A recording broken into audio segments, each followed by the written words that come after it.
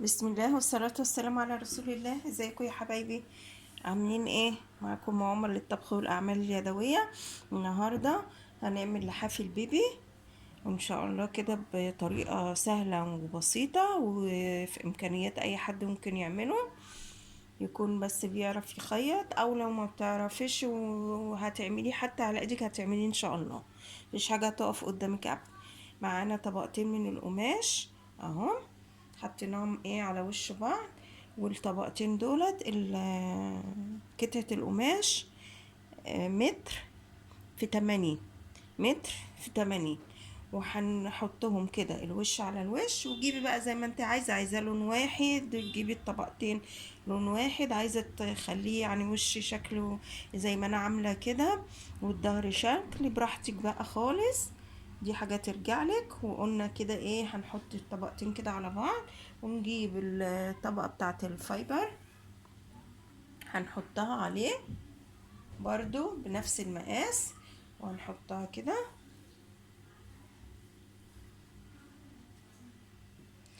وهندبس. حطينا الطبقة دي على دي بالشكل ده اهو، ندبس بقى كده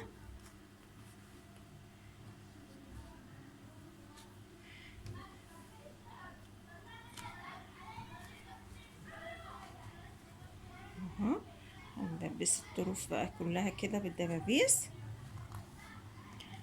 اهو اهو. انا مش عايزه اطول عليكم بقى، هدبس بقى ايه الاربع تكان بالشكل ده، ونبدا نمشي خياطه بقى داير ما يدور على الحرف بتاع اللحاف.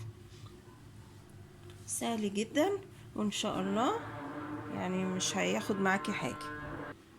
ودلوقتي انا حبيت اوريكم اهو بعد ما دبست الدبابيس اهو، دبابيس على الظهر اهو، هنمشي بقى بالخياطة عليه داير ما يدور. هنسيب فتحة 20 سنتي كده عشان نقلب منها. دلوقتي بعد ما خيطنا كده الاربع جوانب وسيبنا فتحة عشان نقلب منها، هنبدأ بقى كده نقص من عند البوزة كده بس كده عشان نريح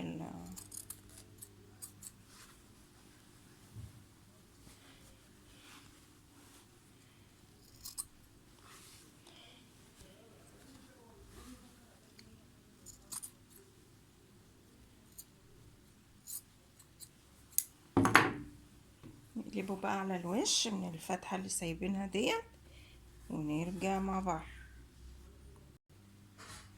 دلوقتي بعد ما قفلنا الجناب اهو وعدلناه اهو بالشكل ده، هنيجي عند الفتحة اللي قلبنا منها اهو اهي، وهنسدها بقى خيطها، ناخد غرزة كده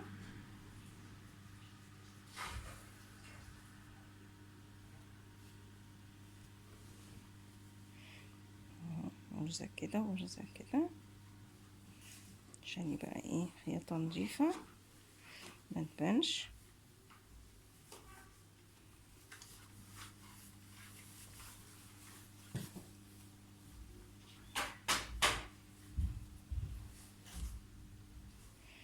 اهي بالشكل ده على سن الإبرة كده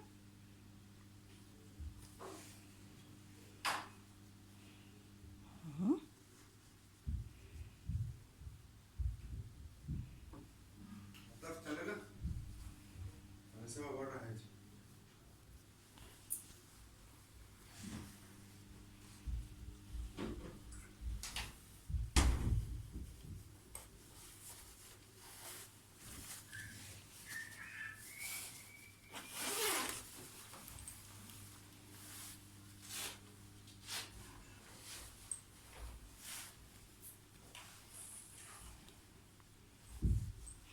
اهو بالشكل ده.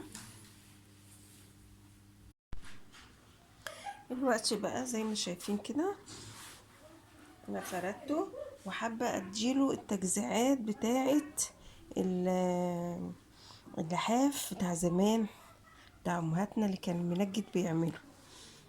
يعني مش حابة اعمله على المكنة، حابة اديله التجزيعات دي. فانا ايه، هاخد مسافات مثلا كده حوالي 3 قراريط كده اهو، من الجوانب بقى كلها، وهمشي عليها بالخياط بالشكل ده. بصوا بقى، نقول بسم الله كده. تعلمي بقى بقلم، تعملي بدبوس، بأي حاجة تسهل عليكي.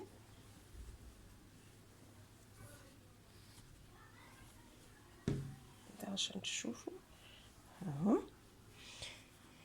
زي ما كان المنجد زمان بيعملوا. يعني انا مش حابة ادوس بالمكنة، لا، هديله التجزيعات دي. وهي سراجة عادية خالص، يعني ما فيهاش اي حاجة، ممكن اي حد يعملها، بس بتبقى يعني ايه، ليها شكل تاني.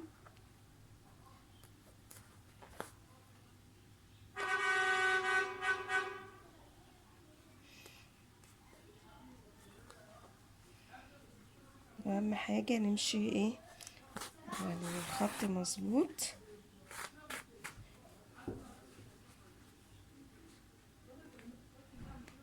ننزل كده ونطلع كده بالإبرة.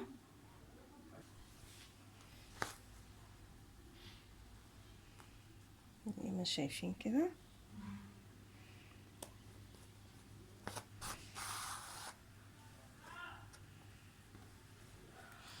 شايفين المنظر اهو،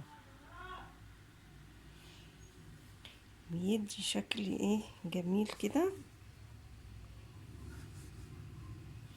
همشي بقى عليه من الاربع جوانب بالشكل ده. طبعا مش هينفع اطول عليكم، انا وصلت لكم الفكره. والوقت زي ما شايفين كده يا حبايبي اهو، عملنا الجوانب زي ما قلت لكم اهو بالشكل ده.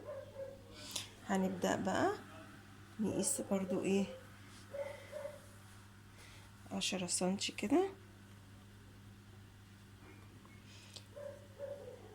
بالعرض بالطول، علشان نفس المسافة هنعملها من هنا زي هنا اهو 10 سنتي، ونقيس 10 سنتي بالعرض، ونحط علامة عشان يبقى كده اهو 10، وكده 10. وهنمشي برضو عليه كله كده نفس المسافة 10 سنتي، ونعلم عشان يبقى سهل علينا عشان هنعمل برضو غرز زي اللي عملناها دي اهو. اهو هنقيس بقى عليه داير ما يدور كده 10 سنتي من الجنب ده، و10 سنتي من كل الجوانب، وهنمشي عليها بنفس الطريقة دي. والوقت كده بعد ما خلص يا حبايبي بالمنظر ده، ايه رأيكم بقى؟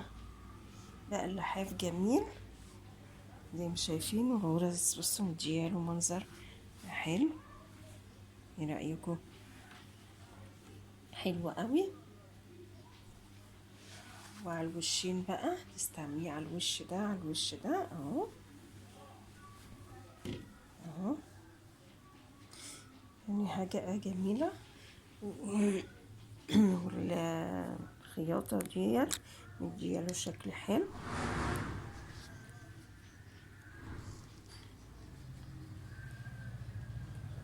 اهو بالشكل ده.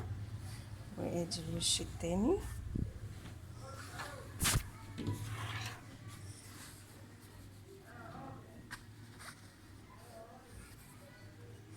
إن عجبكم بقى متنسوناش لايك وشير وتفعيل الجرس عشان يوصلكوا كل جديد. والسلام عليكم ورحمة الله وبركاته.